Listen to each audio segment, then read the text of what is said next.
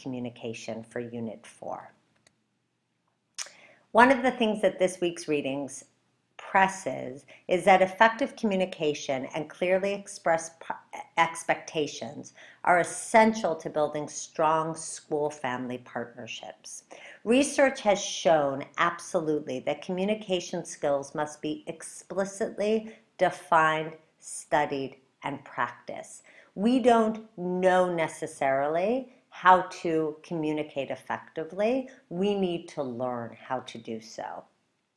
For example, we know listening is essential to effective communication, and yet we often assume it's a naturally occurring function like breathing.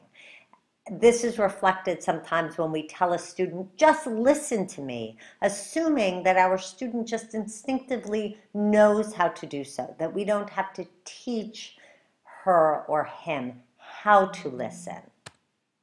Instead, though, listening actually does need to be explicitly taught, like all other communication skills, and we know that it can be honed through instruction and practice. Friend and Cook, in connecting this now to our educational system, thinking that communication skills need to be explicitly taught and practiced, we then go into how right now in most places our educational field sees communication and collaboration. So Friend and Cook explained that the norm in education in the US still is for teachers to work in isolation, holding primary authority and power over students and by extension their families. This unit's readings assert that that model is no longer viable. It's not enough for teachers to be effective only with their students. Excellence in teaching in the 21st century now requires that educators have the knowledge and skills to work effectively, empathetically, and collaboratively with both children and adults. So it's no longer good enough to say she has difficulty communicating well with her colleagues or with parents, but she's so good with children in the classroom. Instead, more and more teachers are required to be able to effectively communicate and collaborate with both adults and children. And research shows that this actually creates a better learning environment in the classroom for our students. So collaboration is necessary, and before we talk about what it requires, I want to read how Friend and Cook define it.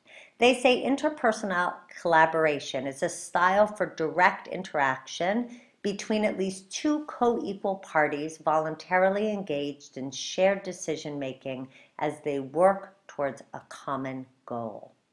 So this requires that we go beyond welcoming families and move towards building partnerships with families.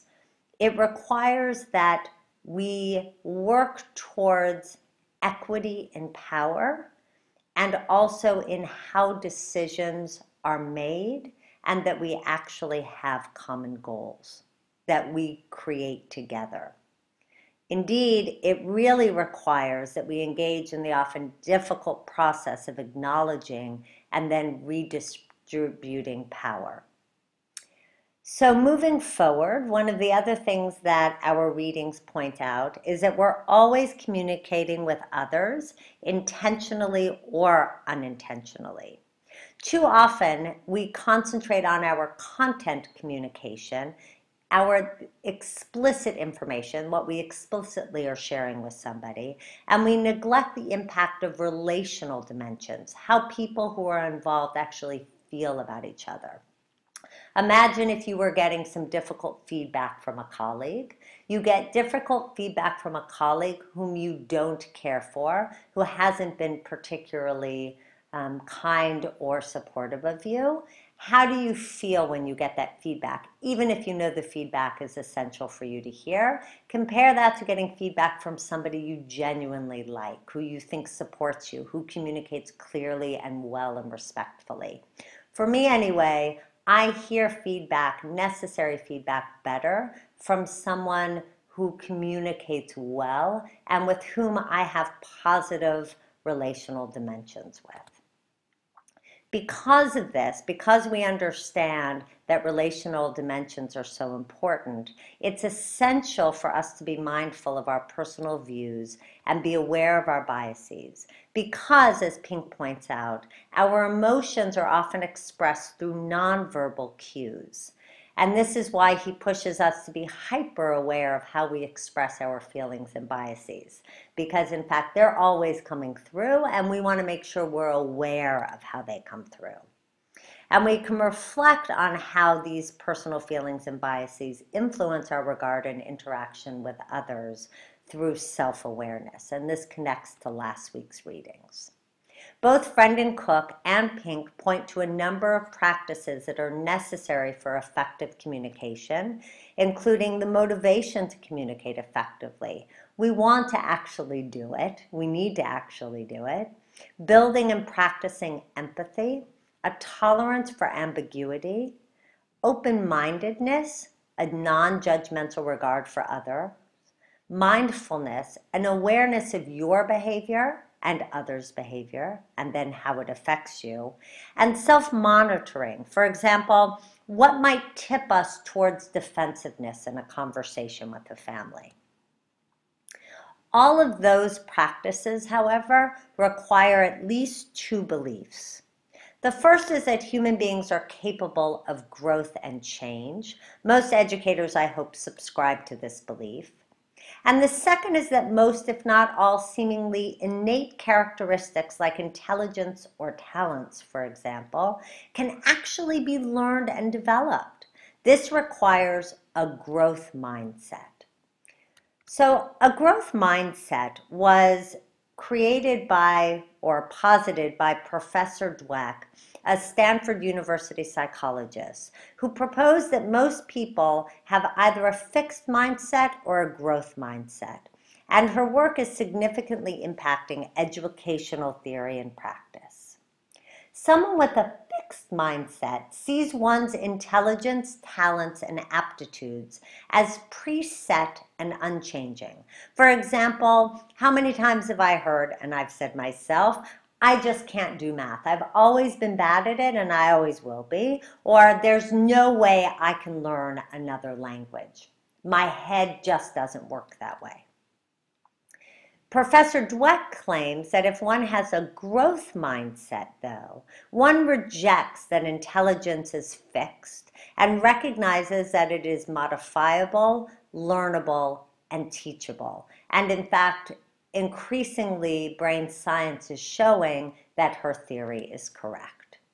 She writes that students understand that their talents and abilities can be developed through effort, good teaching, and persistence.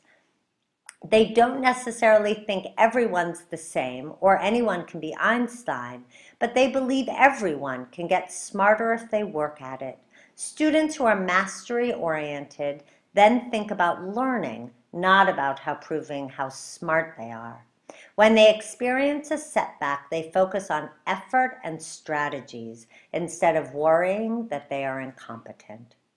So those with a growth mindset, and I encourage all of us to move towards a growth mindset, understand that in order to expand their cognitive, emotional, and spiritual aptitudes, we must practice and practice. And to note that most of us actually have both a fixed and a growth mindset, depending on the issue before us.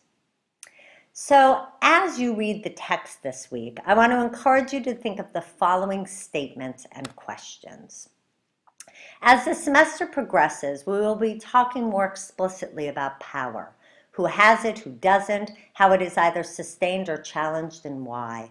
Creating meaningful partnerships with families and community members requires that educators reflect on their own vulnerabilities, insecurities, and reevaluate their willingness to share expertise and power with others. With that in mind, think of Friend and Cook's statement that individuals may have parity as they work together on a specific collaborative activity, even though they may not have parity in other situations. How might you interpret this statement? How might this idea influence your understanding of building partnerships with families? And can you offer examples of when it might be appropriate to collaborate with families and when it might not be, and why? And again, I look forward to you addressing some of these issues on our discussion board. Friend and Cook are very specific in their definition of collaboration as well. What do you think of their definition? If trust is required for collaboration, as the authors suggest, how might teachers build trust with families? How do last week's readings connect to this goal? And finally, what are some of the barriers that personally interfere with you making clear meaning of your communication? There'll be additional questions for our discussion board as well posted. So I look forward to another engaging and interesting conversation, and I look forward to learning more from you. Take care. Thank you. Bye-bye.